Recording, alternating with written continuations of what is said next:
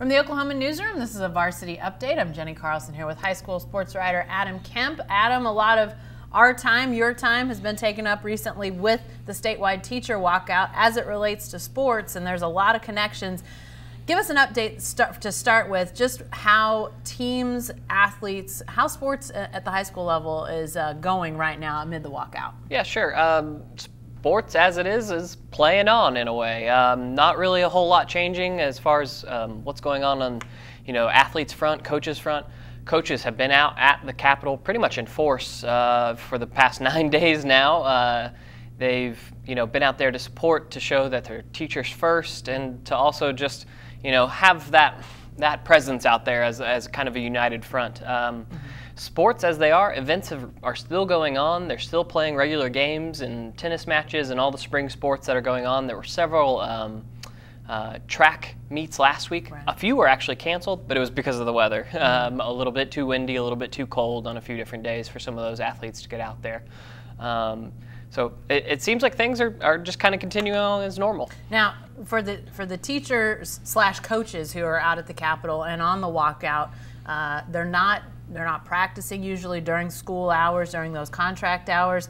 But I do know, I've heard tale that some, if they have events scheduled because of facilities and those sorts of things, those are continuing during school hours. Is that the case for some of these coaches? Right. What I've heard so far is that normal weight training is going on at normal times, which is usually very early in the morning for kids. I think that's more so that it doesn't disrupt custodial things, people that open the doors for the schools and whatnot.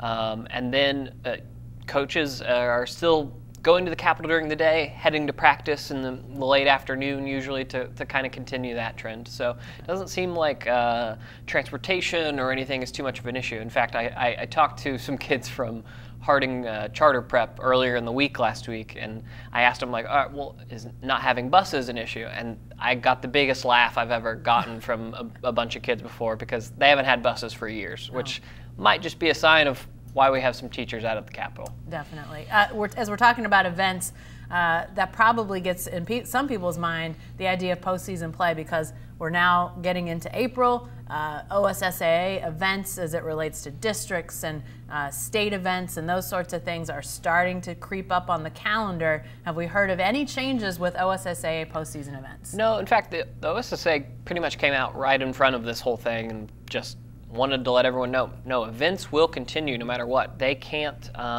postpone playoffs and regionals and things like that, because the facilities they book are booked sometimes a year in advance. I think they even used tennis as an example at the last meeting.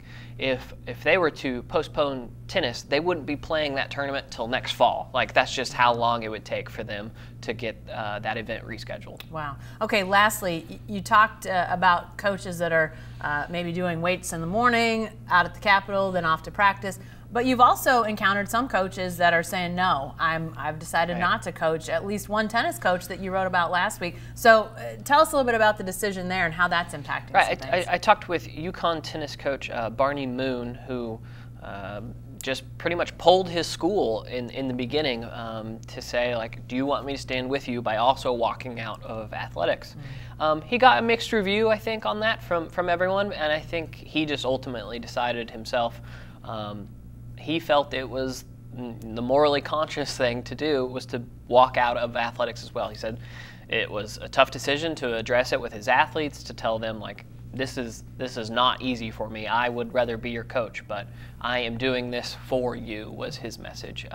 So he has refrained from being their coach during the few meets I believe they've had in this stretch, and will continue to do so until the walkout ends. All right, lots more stories that relate to the walkout. We'll continue to cover those in the sports section and on News OK, so be sure to stay with the best coverage team anywhere at newsok.com and every day in the Oklahoman.